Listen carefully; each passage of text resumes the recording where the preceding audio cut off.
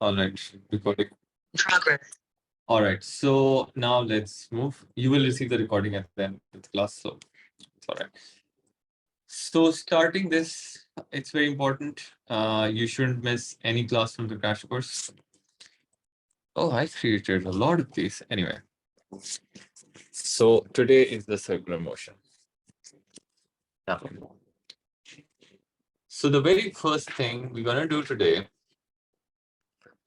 the first thing he's going to ask you all the time, almost every question of circular motion. You're going to talk about radian. All right. So how do you define radian? You write that 1 radian is defined as a specific angle such that So when you're done with these notes, will you send them to us? I have already given it to you. All the point of all, like, giving the whole PDF to you is that you write it on with your own hands, Maneet, and you have to Sure. resubmit it. I'll print it Otherwise, after I class. Yes, sir. have to do all this. Yeah. I'll print it after class. Bye. Yeah. Today you can just write it with hand and then you complete the notes later, okay? When you print it out and send it back. Yes, sir. So usually before the next week you can send it so I can check it. Anyway, so 1 radian is defined as a specific angle such that the arc length is equal to the radius of the circle. So this is the definition. This definition will be there all the time. So you should remember that. The next thing is angular speed, which we also call angular frequency. So this definition is there always. So it is the rate of change of angular displacement. The symbol we use for angular speed is omega. The formula for this would be omega is equal to theta by d. Theta is the the angular displacement, and it is a scalar quantity. Now, the SI units for this would be radians per second. Now, let me explain this, what is happening here. So when you look at a circle, you should remember that this whole thing, right? This is the angle if you move from point A to point B. This is the displacement, and this is the radius of the circle. Is that clear, everyone? So in reality, what I want you to understand is that this displacement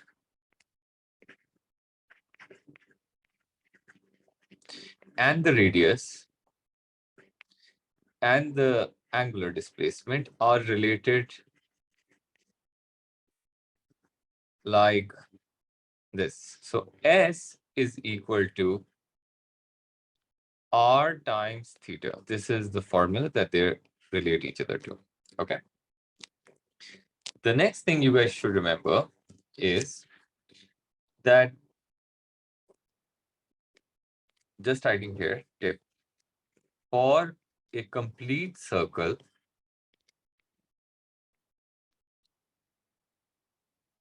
theta is equal to 2 pi radian. So naturally, S is equal to 2 pi and R, which is the circumference of any circle. Is that clear, everyone? Yes, sir. Okay. Risha, how are you? Risha, you knew, right? This is the first time we're meeting, right?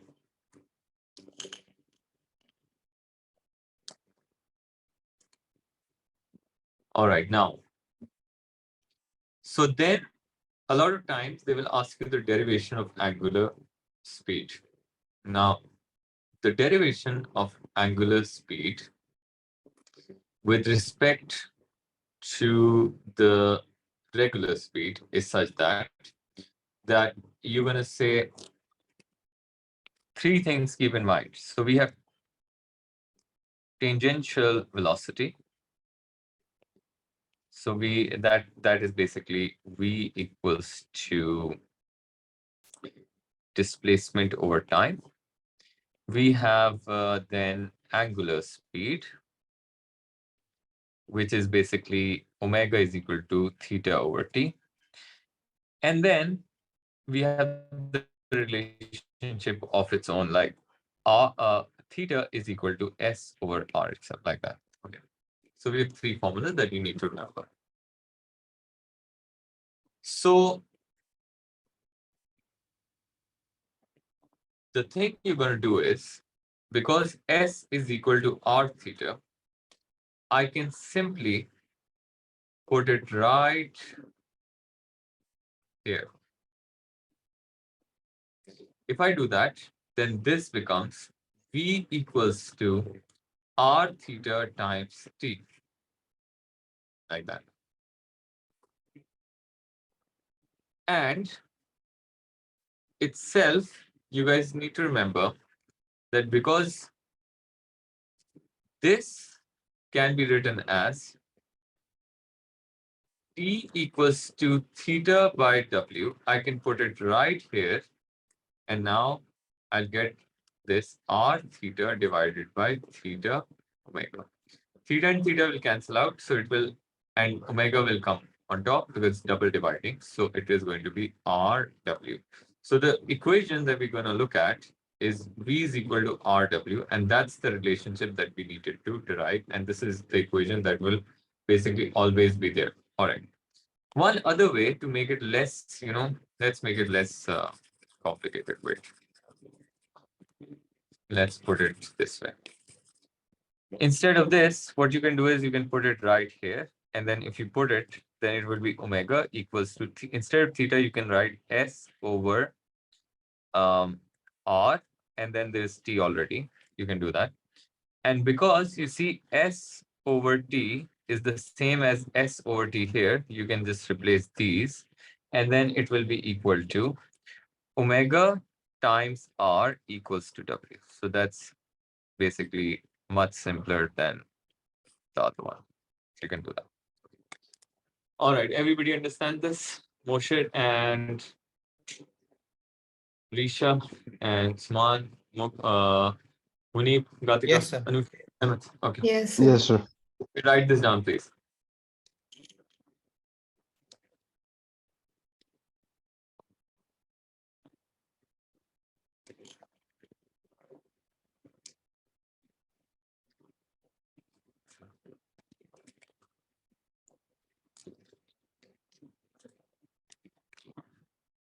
Let me put some numbers into it so you don't remember 1, 2, and this is the third step we've done.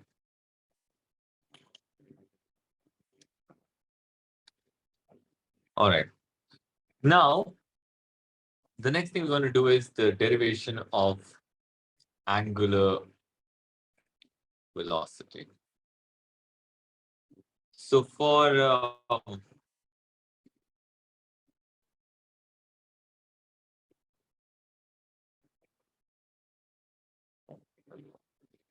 for angular frequency, I need to do a few things. Number one, I should remember that one complete revolution is equivalent to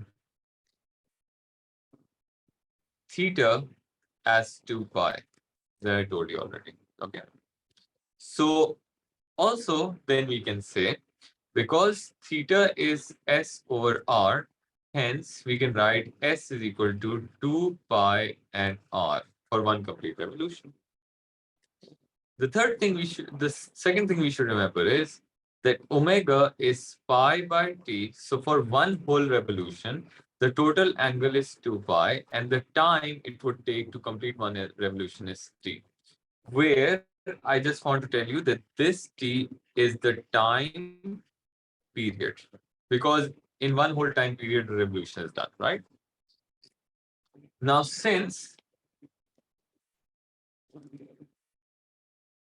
we know that frequency itself is 1 upon time period. Hence, we can write that omega would be 2 pi, and instead of 1 upon time period, I can just write frequency. So I got two formulas now.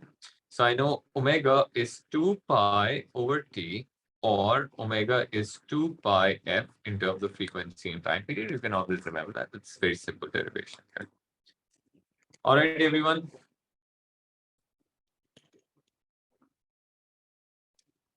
Yes, sir. Okay, like this one. If you have any questions, do let me know, okay?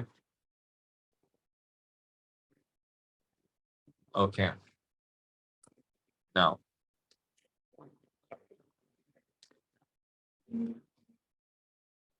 Hello, Essen. Hello. Essen, on the very first day of class, you're late. That's not I fair. was expecting some link on WhatsApp. Oh, okay.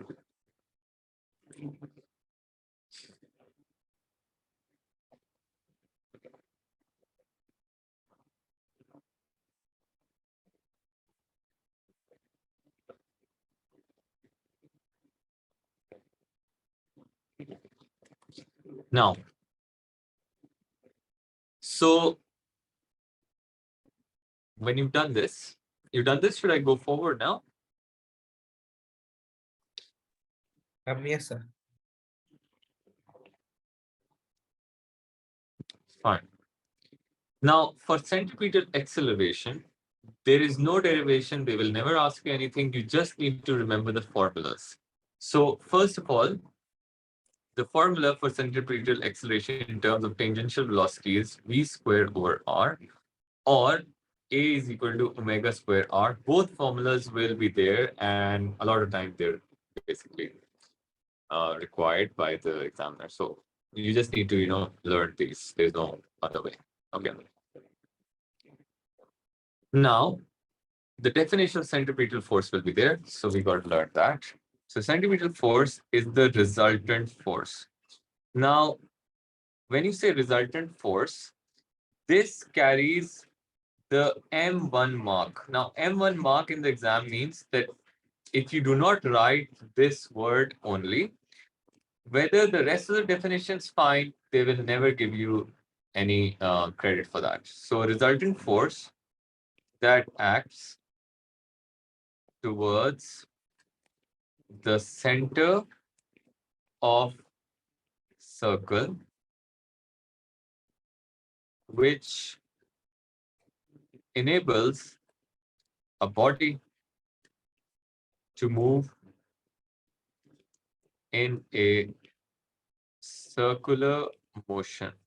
So this is M1 and A1. All right, this definition. So whether if you just write force that acts towards the center and everything is right, and you've not written this particular word, it means that you will not get credit for the whole definition. Is that clear? So that's so important to write a resultant force. That's why I've highlighted it and put a postulates, right? Is that clear, everyone? Now, since any resultant force in physics is given by F equals to ma, so now for this, you can write two formulas. One, with respect to tangential velocity, it will be F equals, instead of A, you can write this one. So mv square over r. So that's one formula. And you can also write F equals to m r omega square as the other formula, because both of them will be used in different situations. All right, is that clear?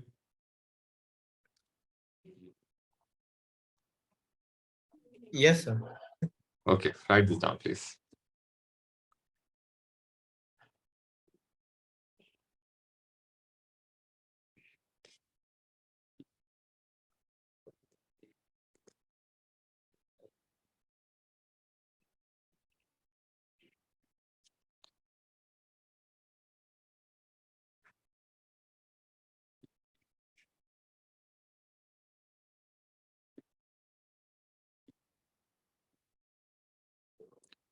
All right, Anusha and Gatika, you understand? Yes, sir. Yes, sir. Okay, very good. And Moshe and Emmett. Yes, sir. Yes, sir. Okay, very good, very good, very good. Okay.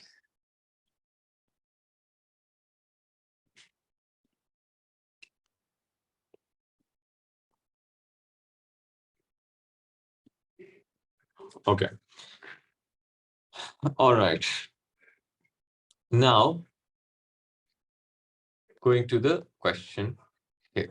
So this is one type of question that's going to come.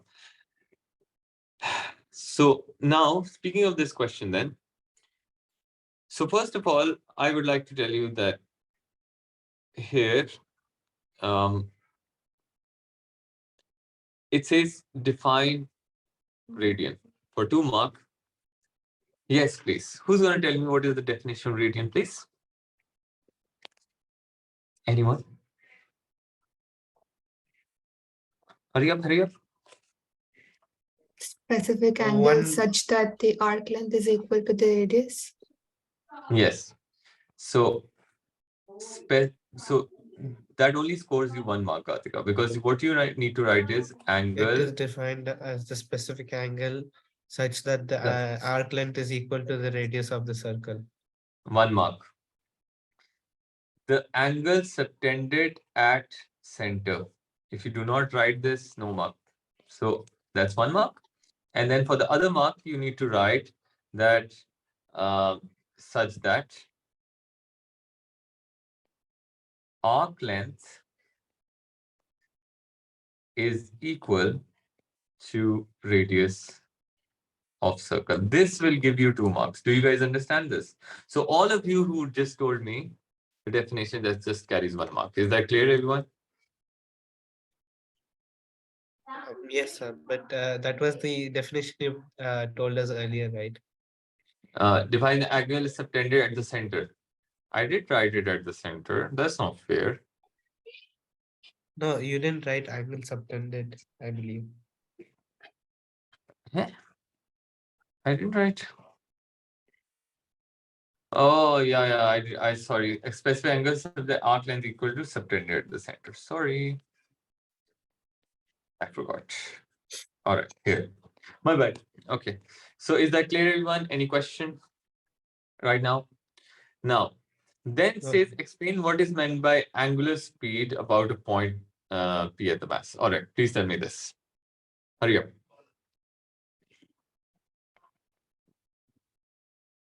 It is the rate of change of,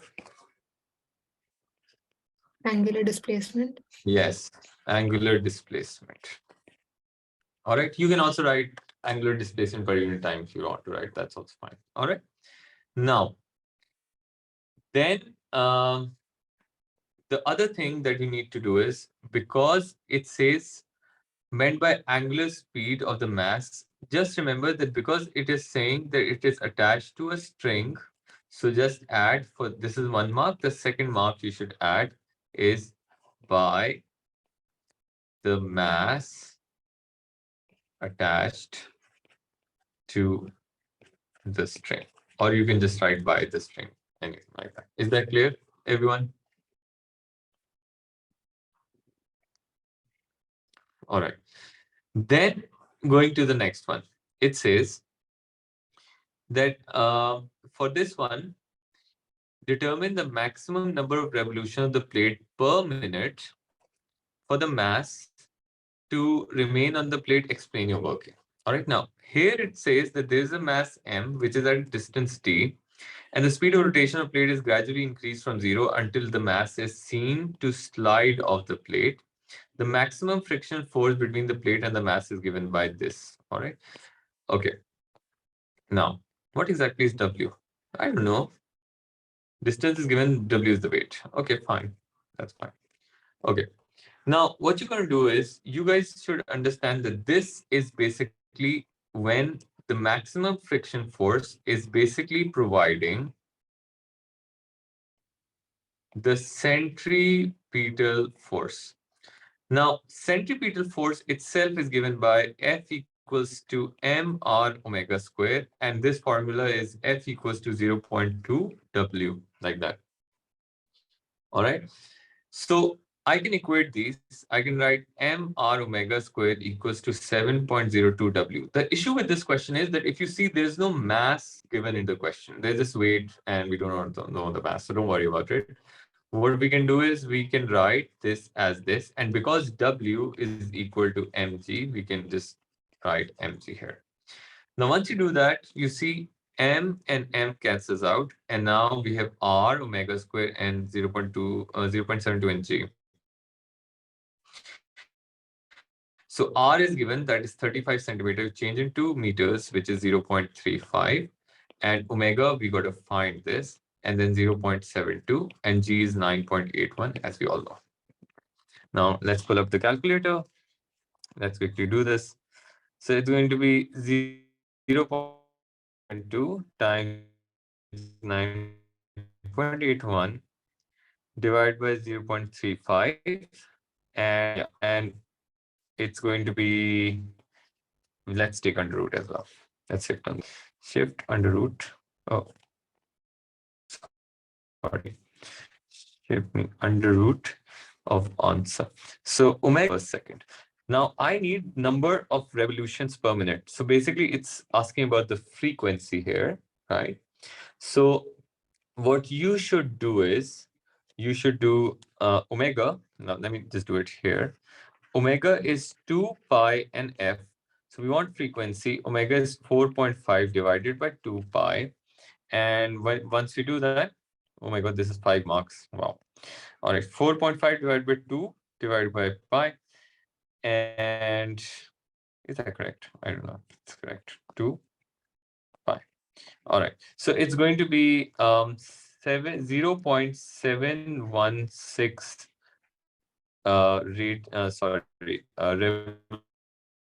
revolutions per second. This is hertz. All right. This is per second.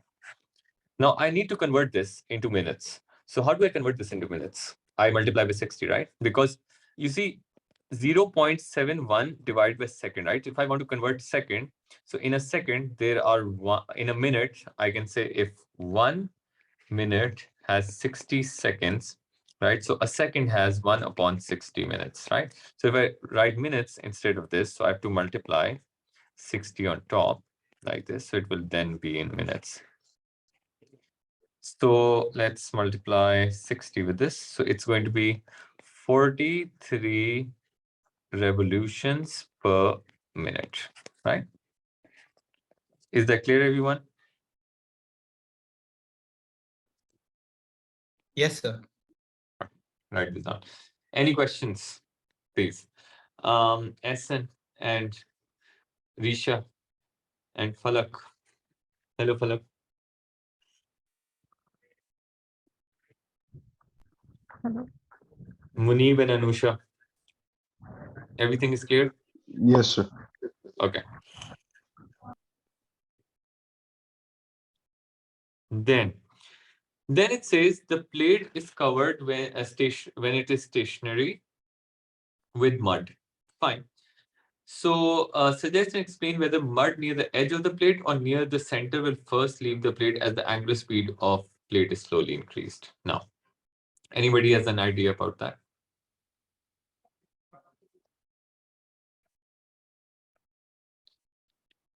So from this, we got to look at the equation. So F is equal to basically mr omega square, right? So we can say centripetal force required is larger at larger radius because they're proportional like this. All right, see. Hence, as r increases, f increases. So the mud at ends lie off first. Is that clear, everyone?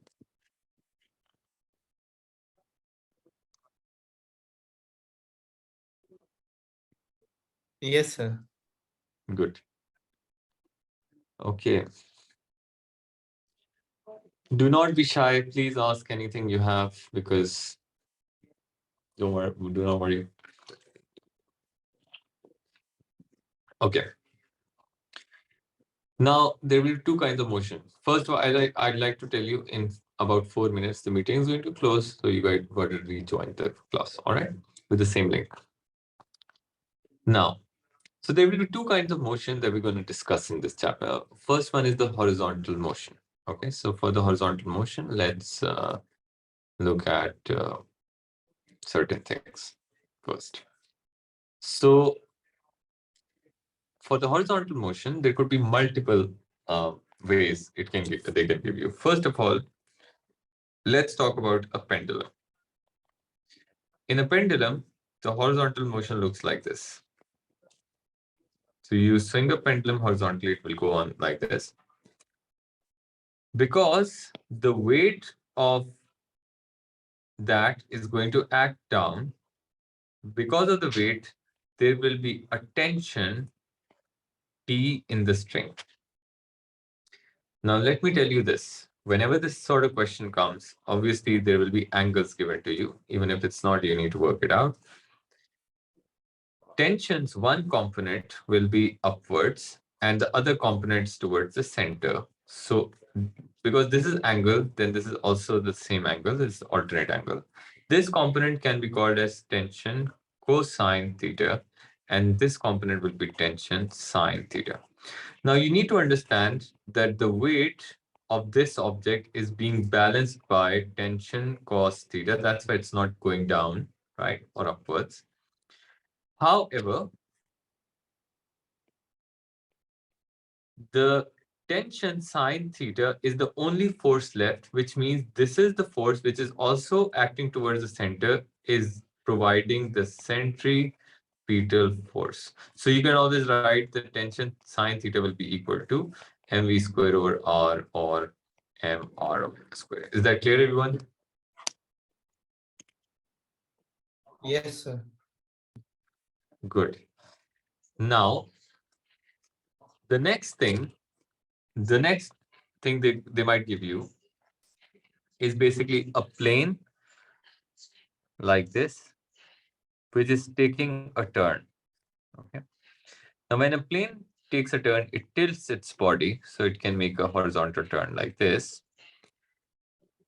And now you should understand the weight of the plane is always down, and the lift force, which is basically the force due to air, is acting this way. And obviously, there's going to be an angle. All right. So if the angle is given from here, then this component of the lift, let's call this L, right? So this will be lift cosine theta. So you got to work it out. And this would be lift sine of theta.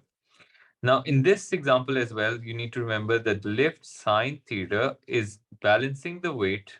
So it's not going upwards or downwards. So it's basically balanced. But the lift cosine theta is the only force left which provides the centripetal force. And depending on the question, you just need to use mv squared over r or mr omega square, like that. Okay. Is it clear, SN? Muneeb? Yes. Okay, good. Yes, sir. Yes, sir. Then.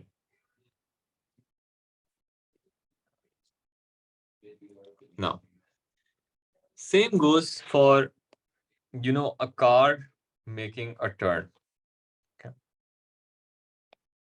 Third example is when a car is taking a horizontal, like it's turning like this. So its wheels are like this, right? It's taking a turn. So when it's taking a turn like this, you should remember that actually a car is driven through friction. It's not driven through forward force. The wheels of a car basically turn backwards to make it move forward. So the friction